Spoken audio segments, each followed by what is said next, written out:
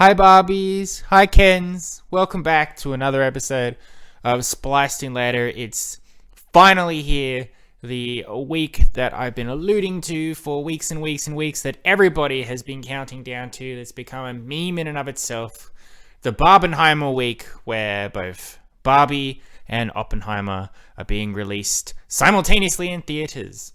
And the memes coming out of this, the jokes, the battle at the box office, whether you're only planning on seeing one and refusing to see the other, whether you're planning to see both films back to back, either one day after the other or simultaneously on the same day, whether you're going to get day drunk drinking mimosas for Barbie or get depressed and drink some scotch getting ready for Oppenheimer. This is the big summer blockbuster thing that everybody has been excited about. A bit marred by the strikes and things that are going on in America. Obviously, a bit of a disclaimer at the start here as I go forward with these reviews, that with that in the background, the way movies are released could change. The way they're advertised will certainly change, and how people perceive Hollywood will certainly change. But for this last week, before it potentially goes all off the rails, we, so far, at least here on Spliced and Later, we started off the week strong with an entertaining jaunt to the world of Wes Anderson for Asteroid City. But we've been waiting to get to this point to see these two movies and really see which one is better or worse than the other. But here at Spliced and Later, I hope they're both really great for very obviously different reasons. No way are Barbie and Oppenheimer going to have the same feeling. But it's just been something that's just been sort of always in the distance. And now finally, I have watched Barbie and I'm ready to talk to you about it and review it for you. A disclaimer at the start, Barbie was not a movie that I had put down as my anticipated movies to watch this year. I knew Barbie was coming. I knew that a Barbie movie had been being filmed, that Margot Robbie had been cast as Barbie, and that Ryan Gosling was playing Ken, that it was going to be directed by Greta Gerwig, a fantastic director who's done Lady Bird and Little Women, some really fantastic films. And I believe I may have even been in America, possibly near Venice Beach, where they were filming some of the scenes. But because I don't have an attachment to Barbie, not because I'm a boy or whatever sexist thing you probably think is the reason for that. It's just that I lived in a house with brothers and we didn't have Barbies. We were never sort of in that world. So I'm aware of Barbie as a doll. I'm aware of what I've seen through the many media I've seen, whether it's the Barbie and the Toy Story movies, or jokes online, or in TV shows like Lisa Simpson and her Malibu Stacy doll. I am aware of it and I understand it. But I didn't think that I would ever be really interested in seeing a movie about Barbie. At the very least, I did not consider that I would go see it at the theaters. If word of mouth spread and it was okay, I might check it out afterwards in the comfort of my own home. But aside from it being up against Oppenheimer, which is funny in and of itself, the advertising for this thing, the trailers that were being released, it just looked, one, very entertaining and also very interesting about what they were actually going to do in this Barbie film. It didn't seem like it was going to be just a generic Barbie movie for the sake of a Barbie movie. That there might be more to it, a more representative look at society's view of women or their view of Barbie, whether Barbie has been a positive force for women's rights or has actually been a detriment and has set things back. Which sums it up entirely, the way Barbie has been coming. They're talking about it online. Either you are so excited for this movie and you think it's going to be the thing that's going to show the world what it means to be a feminist, or it's just pushing the agenda that all men are evil and we only exist to get in the way of women, or all of that stuff. To me, I don't care. I just thought the Oppenheimer thing's funny. It looks entertaining. I'll go see it. Especially when I realized if I wanted to go to an advanced screening of this, I would have to go to what is essentially called a girls' night out. Purely from an advertising standpoint, there were plenty of Kens there, besides the Kens that I brought with me to see this. very packed screenings. If the box office is anything like what it was tonight, this movie's going to crush it. But at the end of the day, after all this hype, after all this anticipation, the positive, the negatives, the Oppenheimer joke of it all, is the Barbie movie actually any good? Well, I can confidently say that it is fucking fantastic. I absolutely loved Barbie. I have no connection to the doll. I have no connection to the Barbie world. I probably didn't understand half of the references that were being made in here. But in terms of a movie, it was an absolutely incredible, enjoyable time. Enjoyable's not a word, but I'm going to say it is now. Truly fantastic, engaging, exciting. I was in a really good cinema experience for it as well. A packed cinema full of people very excited to see the film. I had a little girl behind me who added to the film's comedy in certain points. When something funny happened, she would say something in response to that, which was just as funny. Barbie lying in bed, the girl behind me says, "Is she dead?" That's funny. It's a very funny movie. It's also a very emotional movie. It's got some really powerful stuff in there that will make you feel all sorts of things. As a guy, I will never know what it's like to be a woman. I just won't. At least I won't. And yet, in a way, watching this film, I was sort of able to not relate, but to have it painted out in front of me, the trials that a lot of women go through just to exist is fucked. And it made me feel all sorts of the feels there. But it's also very lighthearted. It's very goofy. Some great performances. Visually stunning. The colors in here are not just limited to pink. The way the Barbie land is brought to life, this magical world, in contrast with the real world. Aside from Margot Robbie and Ryan Gosling, who give incredible performance in here as our lead Barbie and Ken, all the supporting players in here as well are not just... I believe I mentioned this with my Wes Anderson Asteroid City review. It's not a stacked cast for the sake of names. You have a select group of supporting Barbie characters and a select group of Ken supporting characters who have their own personalities and their own way of interacting with people, which make them fully formed characters. On top of that, you got Michael Cera as Alan, who is apparently Ken's buddy. Got Will Ferrell as a real-world CEO of Mattel, and America Ferrera as like the real-world connection between the Barbie land and the real world. It's truly fantastic. I had an absolutely wonderful time watching it. I can't really reiterate enough how great this film is. If Spider-Man Across the Spider-Verse hadn't come out this year, it would be crushing the #1 spot right now. And it could claw its way up as we go further into the year and I rewatch and reevaluate these films. A very basic plot for this film is we start off in Barbie land. Margot Robbie plays stereotypical Barbie. The Barbie that we all think of when we think of Barbie. The platinum blonde, perfect size and shape, constantly smiling and waving and all of that. She's basically queen of the world here. Not necessarily in the most literal sense, but all the Barbies essentially run Barbie land. They live in their dream houses.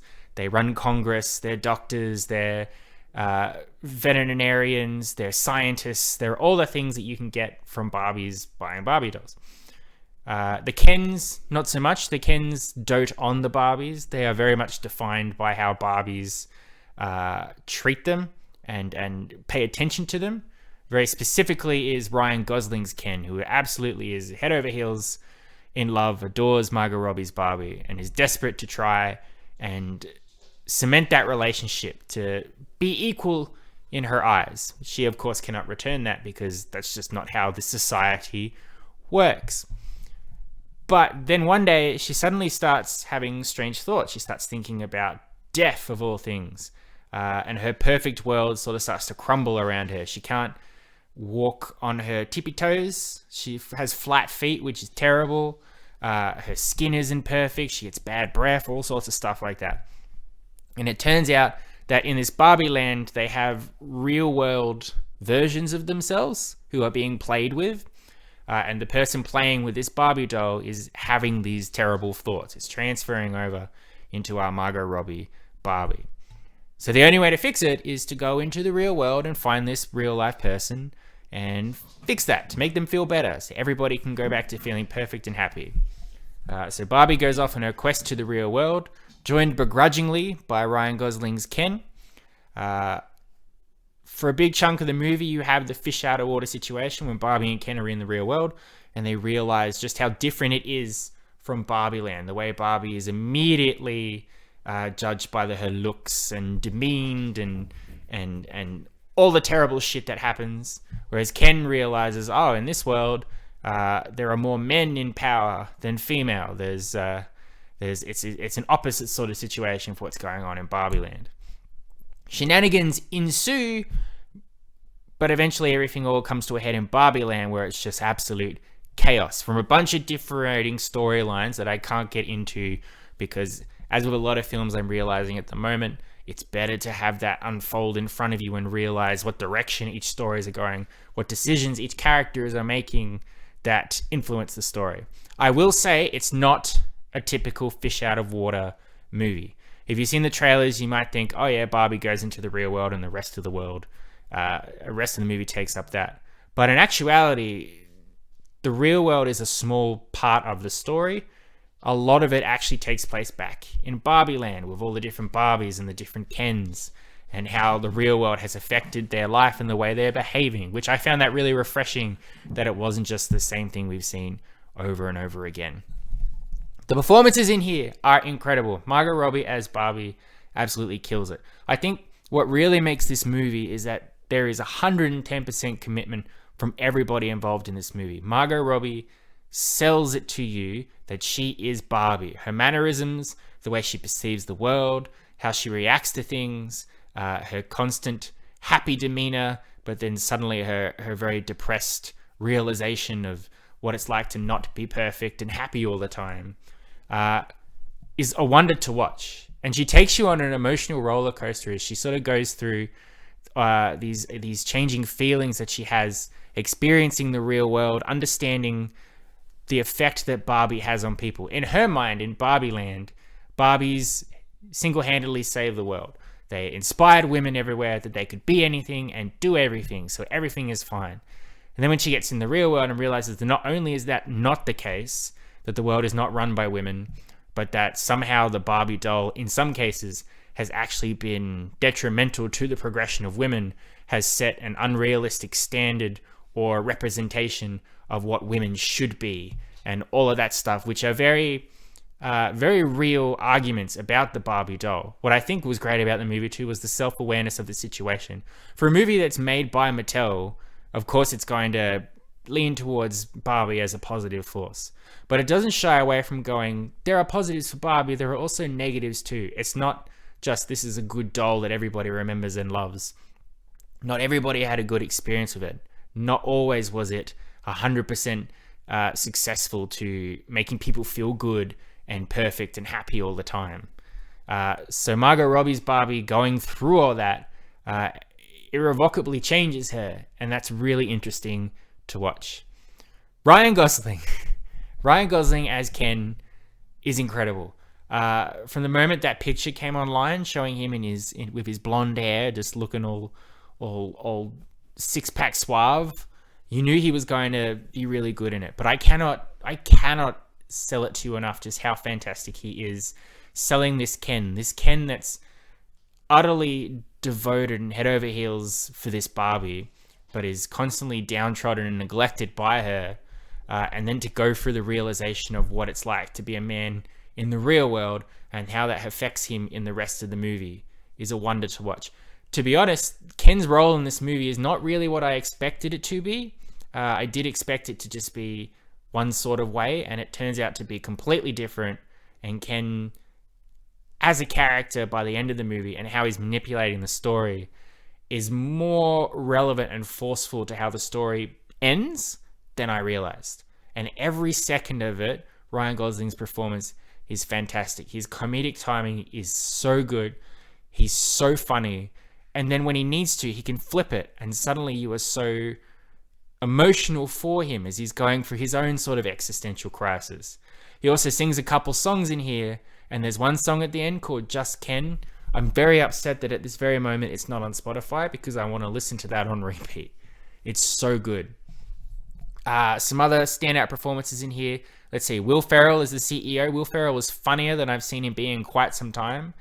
He sold some really funny lines as like the CEO of Mattel and his wacky board, who I may add are all men. Another reference to, that's fucked.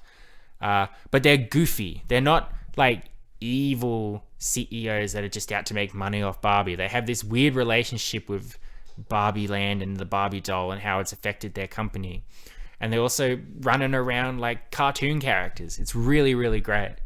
The supporting cast of Ken, Simu Liu, Nakuti Gatwa, Kingsley Benadir are all very funny and complimentary to Ryan Gosling in the same way that the other Barbies, played by Issa Rae or Alexandra Shipp or Emma Mackey, are their own they're different Barbies, so they will have their own personalities. And I think they all get their moment to shine, and they're not just playing second fiddle to Margot Robbie. With special props to Kate McKinnon as Weird Barbie. It's Kate McKinnon. She was always going to play Weird Barbie, I think, but it's a great performance. I do want to give special props to America Ferrera. She plays the human character whose name I don't remember. I apologize for that. The one that is connected to why Barbie has to go to the real world to help a particular person feel less depressed or whatever's going on there. She's really good in it, but she has one particular scene in this movie where she makes a really long, uninterrupted monologue speech about pretty much just defining what it is to be a woman, how to exist in the world, and the double entendre, double-natured impossibility of the situation. It's very powerful. And for someone like me, who's a guy who can only sort of hear this stuff and can't really be like, oh yeah, I can pull from my own experiences. I will never be able to pull from my own experiences. It moved me in a way that I did not expect, to the point where she finished speaking, I was on the verge of tears. And some people in the cinema actually started to applaud. And I am notoriously one to be like, shut up, no speaking in my movie, be quiet, I don't like clapping. When all the Spider-Men were showing up in No Way Home, Andrew Garfield showing up and people clapping, I was like, get the fuck out of here with that, I don't want that. But in this rare instance, she deserved that applause. It was an incredible moment in an altogether incredible performance. So fantastic, 10 out of 10. Greta Gerwig's direction, she can do no wrong. The movies that she's done are so well articulated in terms of their writing and the visualization of it all. The color palette in here of the pink and everything going on for Barbie Land, and then just how that translates into the real world is so matter of fact. It helps with the CGI situation of the Barbie Land as well, because it is so manufactured like a company, Mattel or something like that. So you don't go, oh, that's fake. You sort of go, that's fake, but in a believable way. And I think in part, a lot of that is to her direction. I think Greta Gerwig really went all out to sell this story as not just a cheap, let's make a Barbie movie. It's an important movie, and I know that's weird for me to be saying about a Barbie movie, but it is very important. It touches a lot of grounds on feminist issues and social issues and the perception of people in our real world, plus our own perceptions of ourselves, how we perceive ourselves, our role in the world, and of course, the inevitable task, but something that we all need to do, which is to be okay with who we are as individuals. Maybe we might not be what people expect us to be or want us to be, but at the end of the day, the people that we are is okay, and it's learning to accept that. And this Barbie movie, of all things, helps you come to that realization, which is great. I honestly, 10 out of 10, Barbie. It's a fantastic film. I cannot recommend it enough. Everybody needs to go and see it. I think it's going to do incredibly well, but if you do need some reassurances, let me tell you this. If you are a huge fan of Barbie, if you loved Barbie as a kid, you will like this film. If you are a fan of Margot Robbie and Ryan Gosling and you like a fun, silly comedy, you will like this film. If you have absolutely no connection to Barbie and you have no interest in it, you will still like this film, because underneath all of that is a very heartfelt, engaging, emotional story that is perfectly executed by an incredible director and some really engaging, committed, believable performances. 10 out of 10 film. I'm sorry, Oppenheimer, you have a difficult task if I'm to go to see you tomorrow and be like, yeah, that's just as good as Barbie. But I mean, look, at the end of the day, it is a very different type of film. You don't watch a comedy like Barbie and then expect Oppenheimer to be the same. So everybody go see it while you can.